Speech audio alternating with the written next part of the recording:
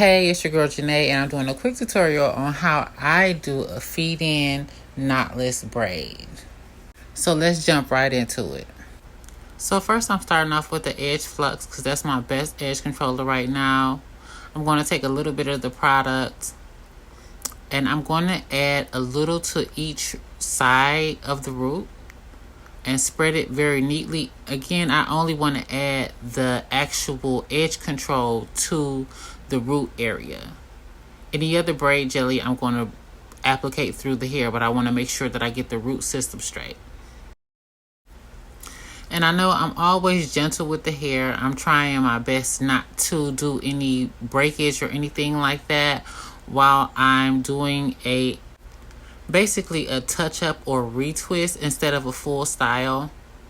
I prefer that. That way when I'm having a busy day, I don't have to worry about sitting for couples of hours or either 2 days and trying to braid my own hair. So I prefer this. That way it keeps my braids fresh and my hair is still in a protective style and it's growing.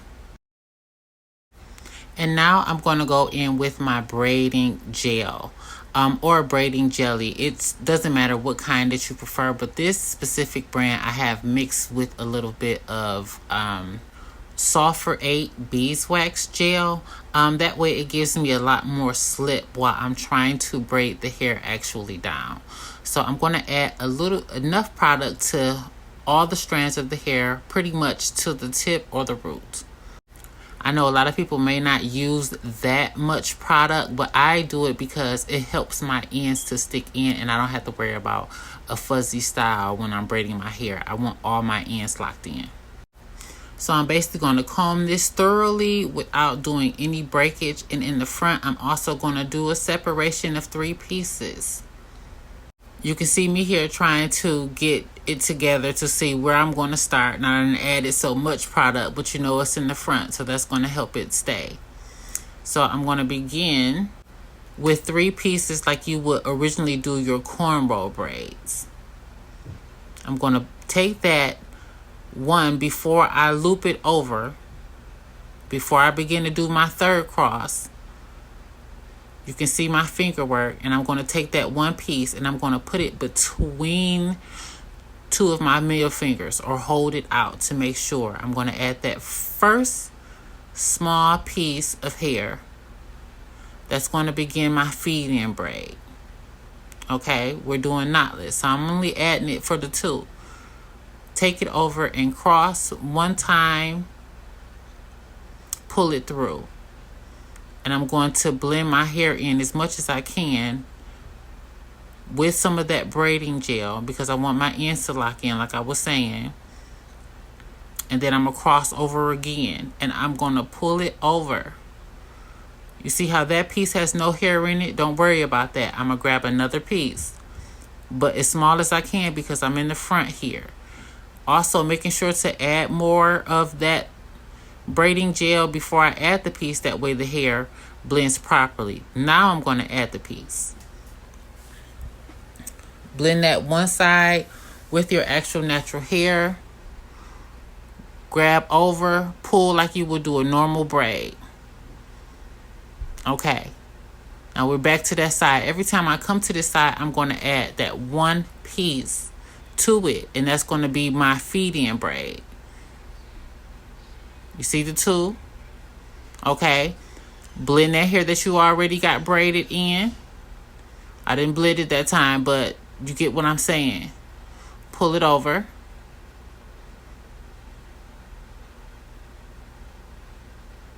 There we go. Over. It's very simple. But the only thing that I'm going to do every time I come through that one piece on my right hand side, I'm going to add another piece. Now you can see where I'm going with this.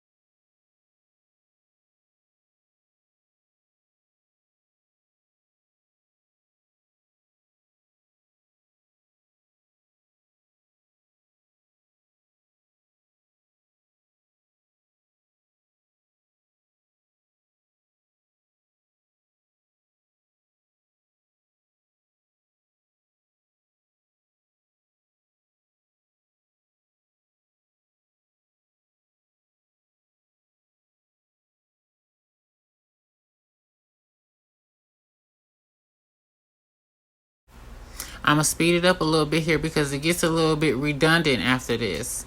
It's really not hard. And I'm not doing the entire head. Like I said, I'm doing a touch up for myself. This is how I keep my hair maintained and in a protective style. You're going to see me add a little bit of gel. You know, you don't want to add too much product, but just enough to add it to your natural hair to where it blends in when you braid. And you don't want your hair sticking out. That is the purpose of the actual braiding gel. And I only add the edge control to the root because the edge control is really what gets it. It makes it come together. But if you put edge control, what I noticed from my perspective, if you put edge control through the entire hair, you're going to snap your hair. So that's what the braiding jelly is for. You don't want to braid with the edge control, but you want to braid with the braiding gel because it's going to snap your hair if you use the edge. I swear for God, when somebody told me about the knotless braids and asked me one day if I did knotless braids and I was doing the hair with the knots, I looked it up. I said, let me look on YouTube on how to do knotless braids. And the first time I did the knotless braids, it's a completely different braid pattern. The first time I did them, I noticed that I didn't have that much pull on my actual hair. Remember to add some more braiding jelly when your hair gets a little bit too frizzy. You want to bring all that together when you put in your next piece. I'm like, man, what the hell? You mean to tell me this whole time I've been using the knots, and when I put my hair in a ponytail, that's what's pulling and making it so tight.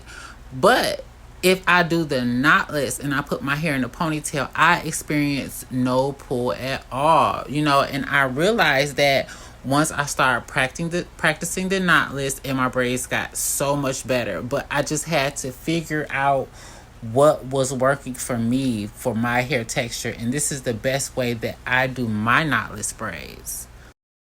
Like I said, I'm speeding it up because it gets a little bit redundant. It's really not rocket science. Every time you come over to that one side, you're going to add your two pieces. No matter what hand you use, your left or your right, that's one side you're going to add your pieces to. And that's what's going to make it not look as bulky. And you see how I'm making sure before I start braiding, I'm blending my natural hair in with the pieces that I'm adding. That's the best part about blending your hair, is that before you start braiding, you want to blend your natural hair, because I'm a complete 4C, but you don't see my hair sticking out of the ones that I have already rebraided. Okay? And this style has gotten pretty old. I've been wearing it for about maybe a month now. And I'm still not as frizzy as I usually am because of the way that I blend my natural hair in. Wait a minute, y'all. I had to take a break. Camera pause. Y'all don't understand the trick to it with braiding your own hair. Them arms get tired after holding it up for a while. That's why it takes so long. People like, oh, why it take you so long to braid your hair? Because no, it really hurts. Like literally, your arms be stuck in the air. You be braiding. I don't know how you do it, but my arms be in the air. Okay, if you know a better way of braiding your hair without your arms being completely in the air, you let me know. Now the tricky part is when you start getting to that end is flipping it. Because after you flip that braid, you still want to make sure that your hair is blended into that braid when you bring it down. You see how when I flipped it, you don't see my end sticking out? You can't tell where my natural hair in the braid end at all. And that's what you need to see. Nothing. See, now this part right here is the easy part, because I done flipped it down. I'm starting to give my arms a rest, and I can sit here all day and braid this. It's just the part of where you actually have to braid it down to the scalp that's a little bit tedious, and it kind of hurts the arms. Yep, y'all see me breathing hard. I am not exaggerating. It take work to braid your own hair, but at the end of the day, you save yourself so much money if you actually know how to braid. And I'm not going to be funny. I'm going to show you how I do this braid from root to tip. Because I braid my braids all the way to the tip. That's personally my style. A lot of braiders don't want to braid it all the way to the end. But that's just my little magic to every braid. That's why it takes me so long. I braid it down to the tip. Okay? That's where you get your length at. They give you that whip appeal. That's me. That's how I do that. Every time I braid each braid, it take me longer. I may have to split the pieces to bring it all the way down to the tip, but that's just my style. I like to braid to the tip.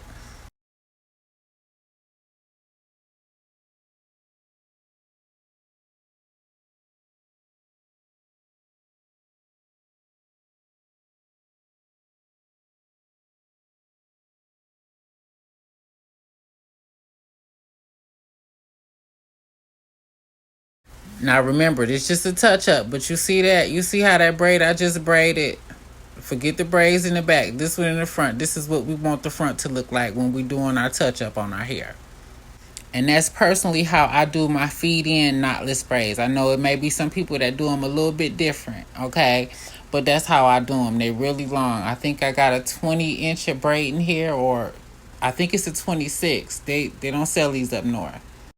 And like I said, the only reason why I like these knotless braids is because I don't get no pull from them. And like I said, it's just a touch up, but I'm going to show you the back and show you how long they actually are. And I'm going to dip them like I dipped them originally, but I'm going to dip the ones that I had just got finished braiding. Alright, y'all. Stay tuned and subscribe for my next video coming up.